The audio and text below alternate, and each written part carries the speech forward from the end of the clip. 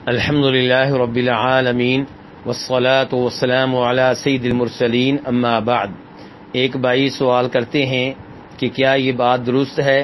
کہ جب ابراہیم علیہ السلام نے بیت اللہ تعمیر کیا تھا تو انہوں نے لوگوں کو حج کی دعوت دی تھی، تو جن لوگوں نے اس وقت ان کی دعوت پہ لبیک کہا وہی حج پہ آتے ہیں، دیگر لوگ نہیں آ پاتے؟ تو گزارش یہ ہے کہ اس قسم کی ایک روایت کتب تفسیر میں موجود ہے۔ چنانچہ امام ابن کثیر رحمہ اللہ اپنی تفسیر میں سورہ حج کی آیت نمبر 26 اور 27 کی تفسیر کرتے ہوئے کہتے ہیں کہ وَأَذِّن فِي النَّاسِ بِالْحَجِّ، کہ اللہ تعالی نے فرمایا ابراہیم علیہ السلام سے کہ لوگوں میں آپ حج کا اعلان کر دیں۔ تو ابراہیم علیہ السلام کے بارے میں آتا ہے کہ انہوں نے کہا کہ اے میرے رب، میں لوگوں تک یہ اعلان کیسے پہنچاؤں جب کہ میری آواز ان تک پہنچنی ممکن نہیں ہے؟ تو اللہ تعالی نے کہا کہ ابراہیم تم اعلان کر دو اور لوگوں تک یہ پیغام پہنچانا، یہ اعلان پہنچانا ہمارے ذمے ہے۔ چنانچہ ابراہیم علیہ السلام نے اپنے مقام پہ کھڑے ہو کے یہ اعلان کیا،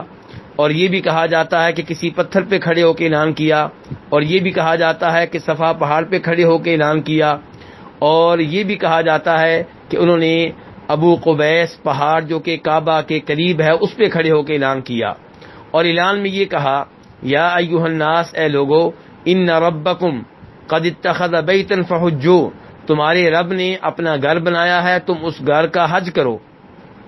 کہا جاتا ہے کہ پہاڑ وہ جھک گئے، حتیٰ کہ یہ آواز زمین کے کناروں تک پہنچ گئی، اور یہ آواز ہر اس شخص نے سن لی جو اپنی ماں کے پیٹ میں تھا یا باپ کی پشت میں تھا،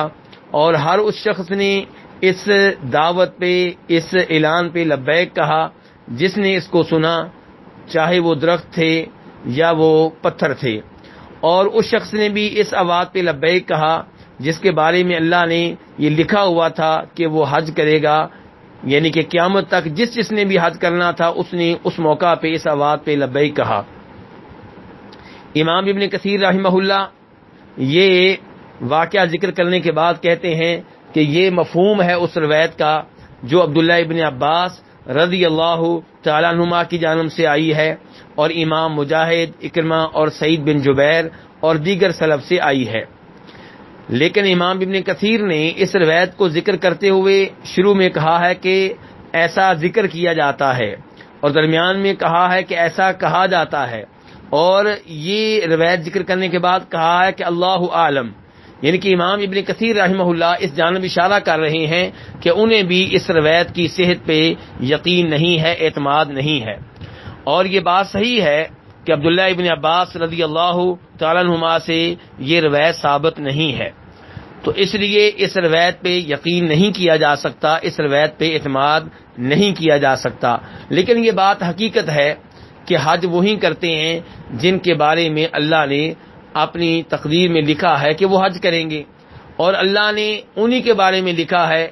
جو اللہ رب العزت کے علم کے مطابق اس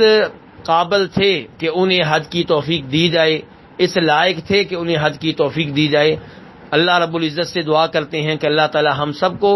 اپنے گھر کا بار بار حج کرنے کا موقع عنایت فرمائے، اور پھر جب بھی ہم حج کریں، عمرہ کریں، اللہ تعالیٰ اسے شرف قبولیت بخشے۔ بہرحال یہ روایت، یہ واقعہ صحیح سند کے ساتھ نبی صلی اللہ علیہ وسلم سے ثابت نہیں ہے، واللہ تعالی اعلم۔